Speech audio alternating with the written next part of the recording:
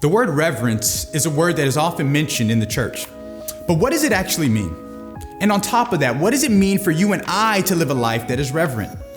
Well, reverence very simply means to have a deep respect or admiration for someone or something.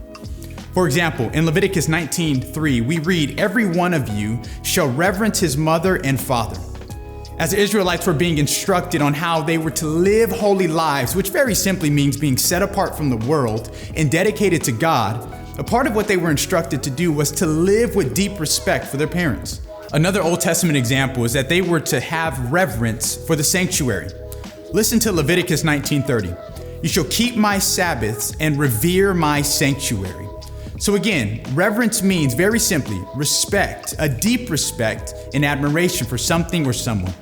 And throughout the scriptures, there is a strong emphasis on the follower of God being a person who reveres God. They live a life of reverence unto God, which means that they are to live their life with a constant awareness of the greatness of God and the awesomeness of God.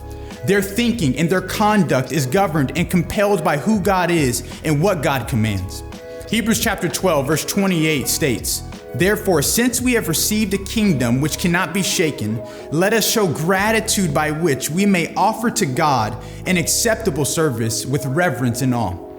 Living a life of reverence unto God means that we live our lives recognizing that God's wisdom is the best wisdom, that God's way is the best way, that God's approval is better than man's approval.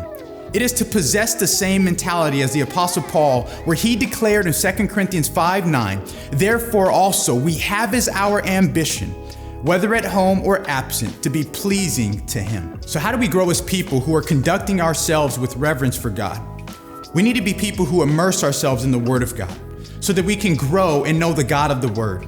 We live our lives knowing that God is not the big guy in the sky or the big man upstairs. No, He is God. He is all powerful. He is all knowing, and He is worthy to be worshiped.